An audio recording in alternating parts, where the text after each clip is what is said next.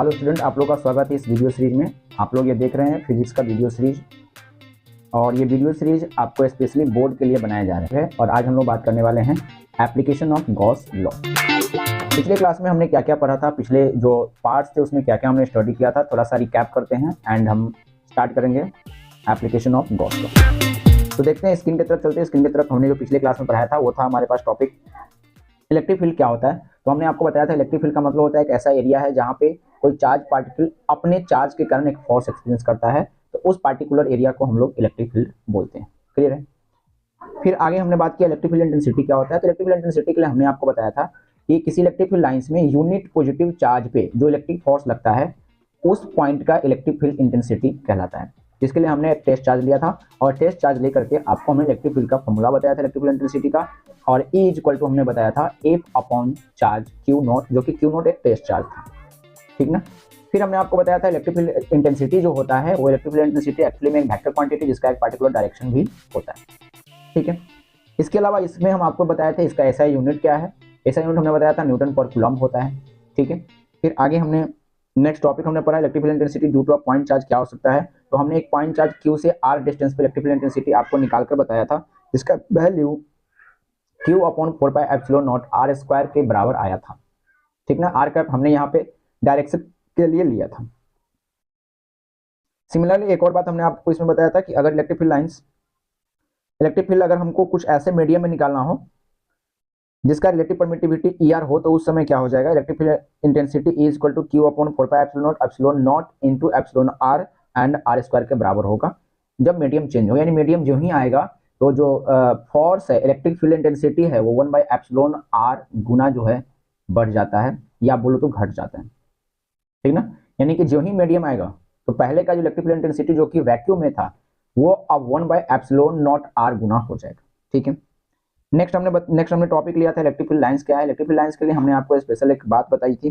क्या बात बताई थी कि अगर एक चार्ज पार्टिकल जो कि प्लस चार्ज हो और जिसका मास 0 हो, हमने इमेजिन किया था, तो वह जिस पाथ को इलेक्ट्रिक फील्ड में चलना चाहेगा उसके द्वारा ट्रेस किया गया जो पाथ होगा वही इलेक्ट्रिक फील्ड लाइंस होता है। इलेक्ट्रिक फील्ड लाइंस एक इमेजिनरी कल्पना है, यानी इमेजिनरी लाइंस होता है क्योंकि ये इमेजिन किया जा रहा है, जो हमें कुछ चीजें बताती हैं, जैसे कि इलेक्ट्रिक फील्ड का जो है रेशियो क्या है अलग अलग पॉइंट्स पे, किस पॉइंट पे ज्यादा इलेक्ट्रिक फील्ड होगा, कहाँ इलेक्ट्रिक फील्ड कम होगा, किसी खास पॉइंट पे इलेक्ट्रिक फील्ड का डायरेक्शन क्या होगा, ये सब चीजें हमें इलेक्ट्रिक फील्ड लाइन से पता चलता है। हमने अलग अलग तरह से इलेक्ट्रिक फील्ड लाइंस को आपको दिखाया था, जैसे कि एक पॉजिटिव पॉइंट चार्ज हो, तो जैसे आप बोर्ड पे देख रहे होगा पॉजिटिव चार्ज पॉइंट के कारण जो इलेक्ट्रिक फील्ड लाइंस कैसे हैं। तो पॉजिटिव पॉइंट चार्ज अगर होगा तो इलेक्ट्रिक फील्ड लाइंस बाहर की तरफ होगा, स्ट्रेट लाइन की तरफ, जैसे कि रे निकलता है एक पॉइंट से उस तरह से होगा। अगर निगेटिव होगा तो इलेक्ट्रिक फील्ड लाइंस उस पॉइंट चार्ज में एंटर होगा और वहां पर टर्मिनेट हो जाएगा। सिमिलरली हमने प्लस और माइनस के लिए भी इलेक्ट्रिक फील्ड लाइंस आपको बताए थे। और नेक्स्ट हमने properties of electric field lines बताया था कि इलेक्ट्रिक फील्ड लाइंस के क्या क्या प्रॉपर्टीज होती है। सारी प्रॉपर्टीज आपको ध्यान से पढ़ लेना है। ठीक। कुछ हमने और भी डायग्राम इलेक्ट्रिक फील्ड लाइंस के दिखाए थे, जैसे प्लस माइनस चार्ज के लिए कारण क्या इलेक्ट्रिक फील्ड्स का डायग्राम हो सकता है। ठीक ना। कुछ कंपैरेटिव स्टडी भी आपको हम करवाए हुए थे, जाकर के पीछे वाला वीडियो आप एक बार देख लीजिए। फिर हमने टॉपिक लिया इलेक्ट्रिक फ्लक्स क्या होता है। इलेक्ट्रिक फ्लक्स में हमने आपको बताया कि किसी खास एरिया से रिलेटेड जो इलेक्ट्रिक फील्ड लाइंस होते हैं एक्चुअली में वही इलेक्ट्रिक फ्लक्स कहलाते हैं, जिसके लिए आपको हमने न्यूमेरिकली बताया था कि इलेक्ट्रिक फ्लक्स जो होता है किसी एरिया वेक्टर और इलेक्ट्रिक फील्ड लाइंस के स्केलर प्रोडक्ट के बराबर होता है। यानी कि electric flux phi equal to E dot DA होता है। ठीक ना। अगर एंगल एरिया और इलेक्ट्रिक फील्ड लाइंस थीटा बना रहा हो तो फ्लक्स इक्वल टू हो जाएगा E DA cos थीटा। ठीक है। क्योंकि DA यहाँ पे स्मॉल एरिया के लिए हम लोग लेते हैं, एरिया वेक्टर हम लेके चलते हैं, तो अगर हमको कंप्लीट सरफेस के लिए इलेक्ट्रिक फ्लक्स निकालना होता है तो हमें इस छोटे से फ्लक्स को इंटीग्रेट करना होता है, और फाइनली हम फाई टोटल इक्वल टू निकालते हैं integration of E dot DA। ठीक। तो इस तरह से हमने इलेक्ट्रिक फ्लक्स के बारे में बताया था। इलेक्ट्रिक फ्लक्स के बाद हमने फिर एक टॉपिक लिया और इलेक्ट्रिक फ्लक्स का यूनिट वगैरह आपको बताए थे। इलेक्ट्रिक फ्लक्स यूनिट के बाद हमने एक टॉपिक लिया जिसका नाम था गॉस थ्योरम, जो कि बहुत ही इंपॉर्टेंट टॉपिक था। और गॉस थ्योरम में आपको हमने बताया कि गॉस थ्योरम ये कहता है कि अगर कोई क्लोज सरफेस हो, एक बंद सरफेस, भले ही वो सरफेस स्फेरिकल हो या इरेगुलर भी हो या रेक्टेंगुलर हो, ठीक ना, या क्यूब लाइक हो, तो किसी भी तरह का हो, ठीक ना, क्लोज होना चाहिए। समझ में आई बात। तो अगर सरफेस क्लोज है, पूरी तरह से बंद है, उसके अंदर कुछ चार्ज है, तो उस क्लोज सरफेस से टोटल इलेक्ट्रिक फ्लक्स जो बाहर की तरफ जा रहा होगा वो 1 बाई एप्सिलॉन नॉट टाइम होगा total charge enclosed by that surface. ठीक ना। ये गॉस का लॉ कहता है, और गॉस लॉ को हमने प्रूव करवाया था। आपको प्रूव करवाने से पहले आपको सॉलिड एंगल सिखाए थे। फिर हमने बताया था सॉलिड एंगल एक 3 डायमेंशनल एंगल है जो कि omega equal to A upon R square के बराबर होता है, यानी ये भी डायमेंशन लेस क्वांटिटी है, इसका यूनिट स्टेरेडियन होता है। सिमिलरली हम आपको जो है सॉलिड एंगल के बाद आपको हमने सिखाया कि सॉलिड एंगल का मैक्सिमम वैल्यू क्या हो सकता है, और आपको ने बताया सॉलिड एंगल का मैक्सिमम वैल्यू 4 पाई हो सकता है। कैसे प्रूव किया था, ये सारी बातें पिछले वीडियो में है, जाकर वहां देखिए, ठीक है। यहाँ डिटेल नहीं, यहाँ रिकैप कर रहे हैं तो ध्यान से समझ लीजिए। फिर आपको हमने गॉस थ्योरम को प्रूव किया था taking the maximum value of solid angle, और आपको प्रूव करके हमने बताया था कि 3 चार्ज अगर किसी क्लोज सरफेस से घिरा हुआ हो तो उसके कारण जो है टोटल फ्लक्स बाहर की तरफ 1/ε0 Q1 Q2 प्लस Q3 के बराबर होगा। सिमिलरली अगर 4 चार्ज हो तो Q1 Q2 प्लस Q4 हो जाएगा, Q1 plus Q2 plus Q3 plus Q4 divided by ε0 कर देंगे। अगर बहुत सारे चार्ज हो तो 1/ε0 सिग्मा Q हो जाएगा। ये आपको गॉस थ्योरम हमने प्रूव करवाया था सॉलिड एंगल लेकर के, ठीक। तो गॉस थ्योरम प्रूव हो गया। अभी आज जो हमें टॉपिक पढ़ना है, यानी इस वीडियो में हम एप्लीकेशन ऑफ गॉस थ्योरम के बारे में पढ़ने वाले हैं, ठीक ना। तो चलते हैं, स्टार्ट करते हैं एप्लीकेशन ऑफ गॉस थ्योरम। तो देखिए, गॉस थ्योरम का एप्लीकेशन हम लोग उन जगहों पे करते हैं जहां पे हम एक क्लोज सरफेस खींच सकते हैं, और क्लोज सरफेस के हर एक सतह पर, हर एक पॉइंट पर अगर इलेक्ट्रिक फील्ड एक जैसा है तो हम गॉस थ्योरम लगा करके उस इलेक्ट्रिक फील्ड का वैल्यू कैलकुलेट कर सकते हैं। तो चलते हैं, देखते हैं क्या क्या टॉपिक है। और एक और चीज, ये जो है Gauss application of Gauss theorem, ये मस्ट वीवीआई क्वेश्चन होता है। इसे हमेशा एक लॉन्ग क्वेश्चन बोर्ड के एग्जामिनेशन में पूछे जाते हैं, ठीक है। तो सबसे पहले एप्लीकेशन ऑफ गॉस थ्योरम में हम पढ़ेंगे electric field due to linear charge wire, electric field due to और लीनियर चार्ज वायर, ठीक है। तो यहाँ पे सबसे पहले आपको स्टेटमेंट लिखने होते हैं। हम यहाँ पे मान के चलते हैं, आप लोग ध्यान से यहाँ पे थोड़ा सा देखिएगा। ये मान के चलते हैं एक स्ट्रेट इनफाइनाइट लेंथ का, एक स्ट्रेट इनफाइनाइट लेंथ का वायर है। इनफाइनाइट लेंथ इसका इनफाइनाइट है, ये आपको ध्यान में रखना है।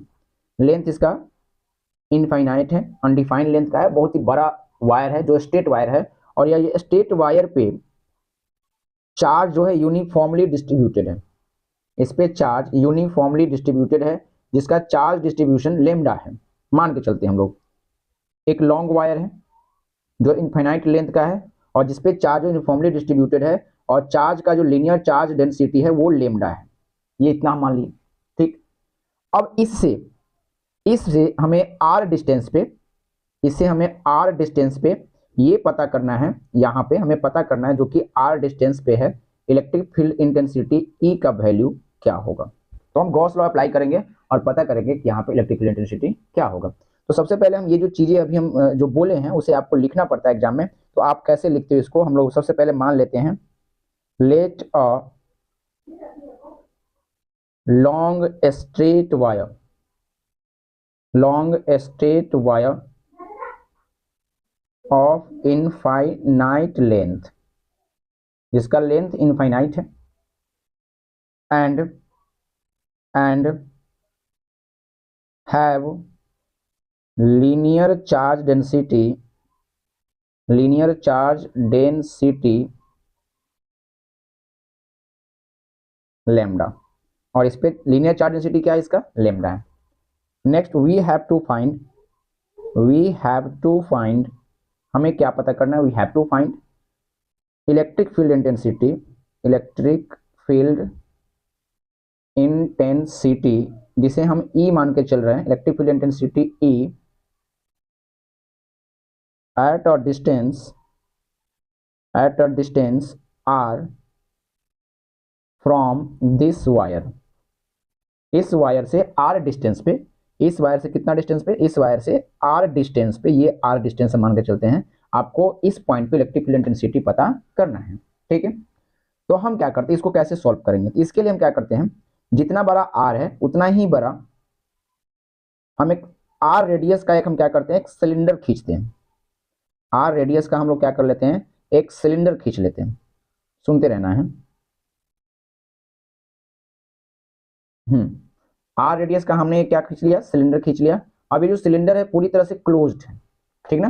तो कि जो ही ये सिलेंडर क्लोज है तो हम इस सिलेंडर को आप बोलेंगे गॉसियन सरफेस, ठीक ना, गॉसियन क्लोज सरफेस, ये बंद है, ठीक ना। तो जब क्लोज सरफेस हमने खींचा, अब मेरी बात थोड़ा ध्यान से समझिएगा आप लोग। पहला चीज तो ये देख लीजिए कि जब हमने एक सिलेंडर खींचा तो सिलेंडर में हम देख रहे हैं कि इसका एक कर्व वाला सरफेस है, ये कर्व वाला सरफेस, और कर्व वाला हर सरफेस कहीं ना कहीं, कर्व वाला हर सरफेस पे जो पॉइंट है वो इस चार्ज से सिमेट्रिकल है। सिमेट्रिकल कहने का मतलब अगर हम पॉइंट यहां भी ले तो वो भी r डिस्टेंस पे होगा लीनियर चार्ज डेंसिटी से। अगर पॉइंट हम ऊपर की तरफ ले तो वो भी लीनियर चार्ज डेंसिटी मतलब वहां वो भी r डिस्टेंस पे होगा। जैसे यहाँ पॉइंट ले रहे हैं तो ये भी r डिस्टेंस पे है, अगर हम यहाँ पॉइंट ले रहे हैं ये भी r डिस्टेंस पे है, क्योंकि सर्कुलर फॉर्म में।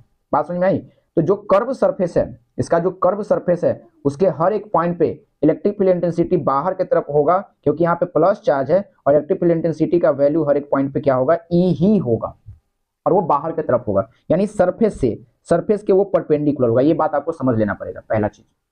दूसरा, हर एक इलेक्ट्रिक फील्ड लाइंस हम दिखा रहे हैं क्योंकि लेंथ इसका इनफाइनाइट है, इस कारण से हर एक इलेक्ट्रिक फील्ड लाइंस क्या होगा, हर एक इलेक्ट्रिक फील्ड लाइंस जो कुछ इस तरह से मूव करने वाला है बाहर की तरफ, ये बाहर की तरफ कुछ मूव करने वाला है बाहर की तरफ चार्ज से, ठीक ना। तो जब बाहर की तरफ मूव कर रहा है तो इन दैट केस ये सारे के सारे इलेक्ट्रिक फील्ड लाइंस ऊपर वाला डिस्क जो सरफेस है, ऊपर वाला जो सरफेस है और इसके पेंदी वाला जो सरफेस एरिया है, यानी ये सरफेस एरिया जो कि पाई आर स्क्वायर है और नीचे जो सरफेस एरिया होगा जो पाई आर स्क्वायर होगा, दोनों सरफेस एरिया के साथ ये कुछ इस तरह से होंगे। मतलब यहाँ अगर कुछ एरिया हम लेते हैं डी ए, तो इस डी ए एरिया से ये 90 का एंगल बनाएगा, और यहाँ हम अगर एरिया लेते हैं डी ए तो इस एरिया से यानी डी ए एरिया से जो ई है वो 0 डिग्री का एंगल बना रहा है, ठीक ना। तो ये बात आपको पहले समझते हुए चलना है, इन बातों को हम लिख भी देते हैं, पहले आप लोग समझ लीजिए। हाँ चलिए देखिए, we have to find electric field intensity E at a distance are from this wire. हमको अब क्या करना है, हमें क्या करना है, we draw a Gaussian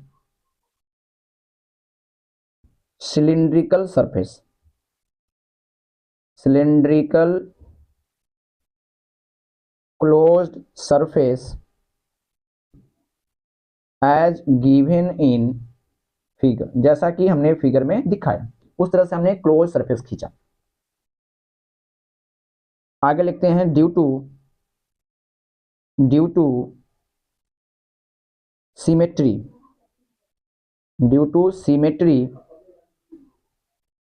electric field lines are perpendicular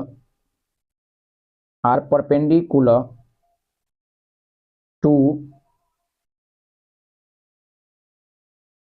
curve surface area, यानी कर्व सरफेस एरिया पे क्या है, इलेक्ट्रिक फील्ड लाइंस परपेंडिकुलर है and parallel to flat surface area, और जो फ्लैट सरफेस एरिया है उसके ये पैरेलल है, ठीक है। फ्लैट सरफेस एरिया के क्या है, ये पैरेलल है। तो अब क्या करना है, अब देखिए अब हम क्या करने वाले हैं, अब यहां पे हम क्या करेंगे,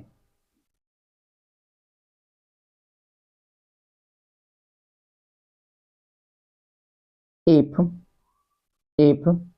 a small electric flux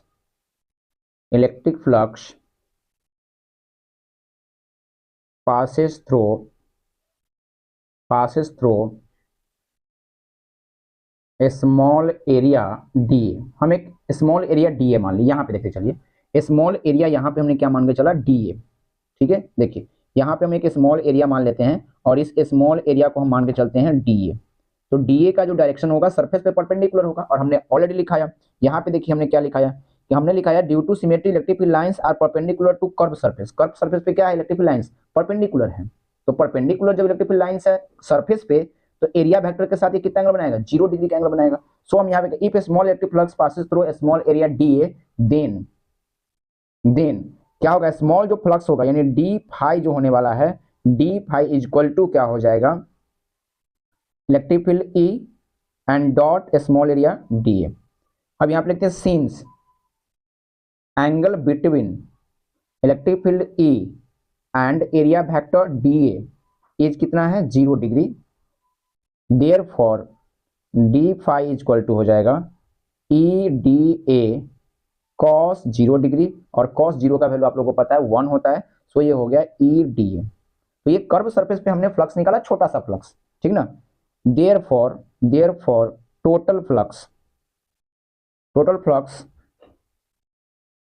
related to curve surface अब कर्व सरफेस से गुजरने वाला टोटल फ्लक्स निकालेंगे, तो total flux phi equal to हो जाएगा इंटीग्रेशन ऑफ डी फाई, और छोटा सा डी फाई को जब हम इंटीग्रेट करेंगे तो ये डी फाई को हम क्या लिखने वाले हैं, ई डी ए। ई चूंकि हर एक पॉइंट के लिए क्या है, यहाँ देखिए ई हर एक पॉइंट के लिए, चाहे वो यहाँ हो या कर्व के किसी भी पॉइंट पे हो, ई का वैल्यू क्या है, कांस्टेंट है। तो ई का वैल्यू जो कांस्टेंट है, तो ई को हमने बाहर कर लिया और डी ए का इंटीग्रेशन है।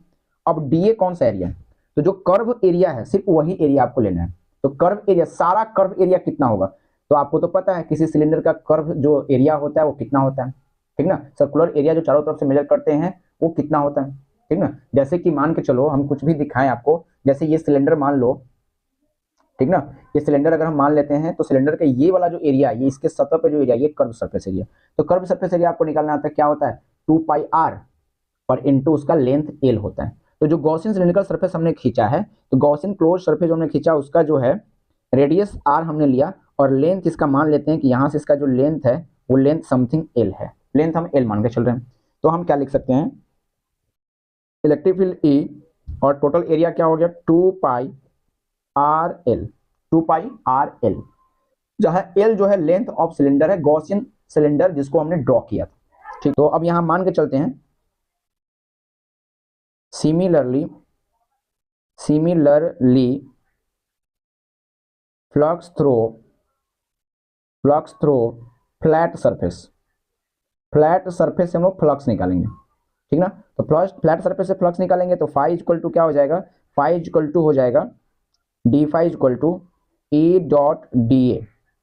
अब देखिए, अब यहाँ पे समझिए ई डॉट डी ए, तो अब ये स्मॉल जो एरिया हम यहाँ पे ले रहे हैं, तो ये स्मॉल एरिया डी ए का डायरेक्शन कुछ ऐसे होगा, ठीक। लेकिन इलेक्ट्रिक फील्ड तो कुछ ऐसे है, मतलब एंगल कितना बन रहा है 90 डिग्री, ठीक। तो ये बातें आपको यहाँ पे लिखना होगा। अब यहाँ पे लिखना होगा since E and D A, जो कि स्मॉल एरिया हमने लिया फ्लैट सरफेस से, मेक्स एंगल 90 डिग्री, कितना एंगल बना रहा है 90 डिग्री एंगल बना रहा है। सो फाई इक्वल टू हो जाएगा डी फाई इक्वल टू हो जाएगा E d A cos 90 degree, और कॉस 90 का वैल्यू आपको पता है, कॉस 90 इक्वल टू हो जाता है 0, तो ये मिल गया हमको 0। इसका मतलब ये है कि जब छोटा एरिया से फ्लक्स 0 है तो इंटीग्रेशन करेंगे तो भी हमारा वैल्यू क्या आने वाला है 0। तो therefore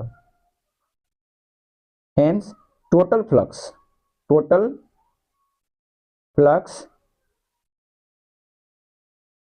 passes through this closed cylinder लिखना है, closed cylinder is कितना हो गया फाई टोटल। तो फाई टोटल कर्व से ही सिर्फ निकल रहा है, फ्लैट से तो निकल नहीं रहा है, फ्लैट से तो 0 है, तो कर्व से निकल गया, वही हमारा क्या हो जाएगा, कितना था ई 2 पाई r इंटू एल, ये हमारा टोटल फ्लक्स हो गया। अब हम यहाँ गॉस लॉ को अप्लाई करेंगे, अकॉर्डिंग टू गॉस लॉ। तो जो ही हमने गॉस लॉ लगाया, गॉस लॉ, तो गॉस लॉ क्या करता है कि फाई टोटल जो फ्लक्स होता है, ये टोटल फ्लक्स इक्वल टू होता है 1 by epsilon not sigma Q, यानी टोटल चार्ज कितना इनक्लोज्ड है, ठीक ना। तो अब एक बार आप ध्यान से देखिए यहाँ पे ये लीनियर चार्ज डेंसिटी लैम्डा है, यानी यूनिट लेंथ पर 1 मीटर लेंथ पर लैम्डा चार्ज है। लीनियर चार्ज डेंसिटी का मतलब क्या हुआ, 1 मीटर लेंथ पे कितना चार्ज है लैम्डा, तो हमने लेंथ यहाँ पे कितना लिया एल, और ये जो सिलेंडर है एल लेंथ का, तो यह सिलेंडर इसको यहाँ कुछ कट करने वाला है, यहाँ पे कट करेगा कुछ ऐसे, तो एल लेंथ पे जितना चार्ज है उसको ये क्या कर लिया, घेर लिया, इनक्लोज कर लिया। तो टोटल जो यहाँ पे चार्ज होगा वो कितना हो जाएगा, तो एल इंटू लेम्डा, ठीक ना। तो वही चीजें यहाँ पे हम दिखाने वाले हैं। अब टोटल फ्लक्स तो आपको पता चल गया, E 2 pi r into L equal to 1 by epsilon naught, since sigma q क्या होने वाला, since sigma q is equal to होगा लेम्डा इंटू लेंथ एल, ये वैल्यू हम पुट करेंगे lambda into length L, and इससे हमें क्या मिलने वाला है, फाइनली रिजल्ट मिलेगा electric field intensity E is equal to, आप देख लीजिए लेम्डा, यहाँ पे लेम्डा ये एल है, एल और एल क्या हो जाएगा कैंसिल आउट, ठीक है, एल एंड एल यहाँ पे कैंसिल आउट हो गया, E इज इक्वल टू क्या मिल गया, E इज इक्वल टू मिल गया lambda upon 2 pi r epsilon not. ये हमें इलेक्ट्रिक फील्ड का मैग्नीट्यूड पता चल गया by the use of Gauss law, ठीक ना। हमें डायरेक्शन के साथ अगर लिखना है तो हम क्या करने वाले हैं, हम इसी वैल्यू को डायरेक्शन के साथ कुछ ऐसे लिखेंगे। आप देख लीजिए, electric field E is equal to vector लगा लेंगे और ये हो जाएगा lambda upon 2 pi epsilon naught, 2 pi epsilon naught r लिखेंगे और डायरेक्शन के लिए हम लोग r कैप का यूज करेंगे। r कैप कहने का मतलब जिधर आप लेंथ ले रहे हो, जिधर आप r ले रहे हो, वही r के डायरेक्शन में इलेक्ट्रिक फील्ड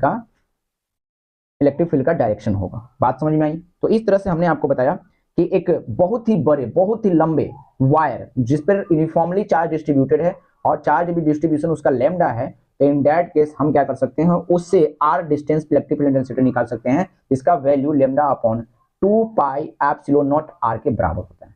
ठीक है, क्लियर है? आपको समझ में आई होगी बातें।